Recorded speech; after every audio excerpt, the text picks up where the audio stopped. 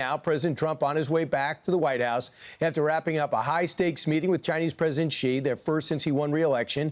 It happened in South Korea. They're closing key deals on tariffs, soybean exports, fentanyl, just to name a few. Our next guest served in the NSC and State Department under President Clinton, former UN official Jamie Metzl. Jamie, great to see you. Your thoughts about the meeting? I thought it was fine. We had some progress, but it wasn't, in my view, the big win that's being touted. On one hand, the United States is pushing a lot of our partners and allies and adversaries, and we seem to be treating China a little better than Canada and Mexico and others. So what we got back was kind of the situation before this round of the trade war. And China flexed its muscles on using its monopoly on rare earth minerals and soybean purchases from us. And I think that forced us to take a little bit of a step back. So I do think that China got a bit of the upper hand, even though there were some successes on this trip more broadly. They wanted semiconductor sales to be loosened up. He said, well, think about it. The China also wants to loosen up our technology controls. We did not budge on that. They're having trouble with their AI development because of that.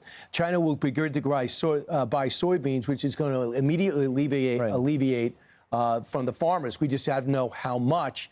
Also, I think it's pretty good that there's a spirit of cooperation between the two.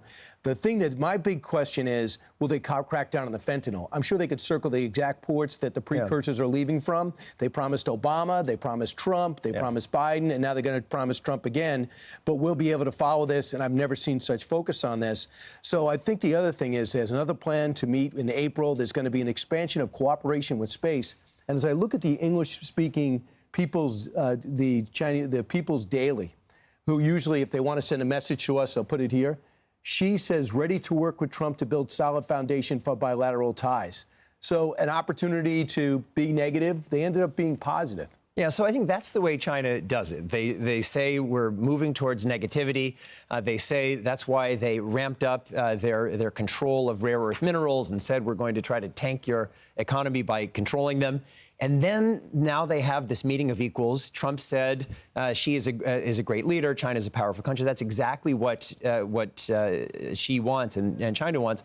And so that headline is basically giving the message to the Chinese people, the United States and China are equal powers negotiating the world. And so that hurts us a little bit as the guarantor of a system that at least traditionally is trying to help everybody. But I'm sure you saw the fact that he said the president's a peacemaker. He cited the peace deals he did. He says, especially with Cambodia. He says, I saluted what he did with Palestinians. Right. He pledges to cooperate with Ukraine. And that, so there was a mutual compliments there. So I think that's important to bring up. And on Ukraine, let's see what happens. I mean, right now, China is actively supporting Russia in Ukraine. There's all kinds of Chinese components in the Russian missiles that are murdering people in Ukraine every day.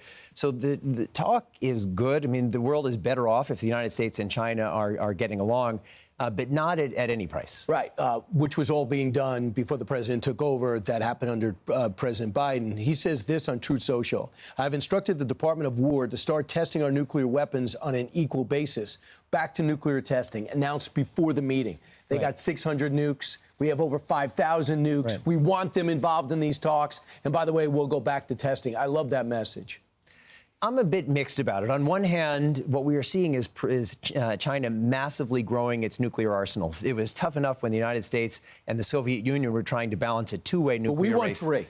But three is worse for us. Three is more complicated. But we want all three meeting Yes, we want to bring them in. So in one, you could say, well, this move to potentially more testing will bring everybody in because everybody will say, well, geez, if we don't have controls, we're going to have unlimited proliferation, not just in Russia, China, and the United States, but everywhere. Right.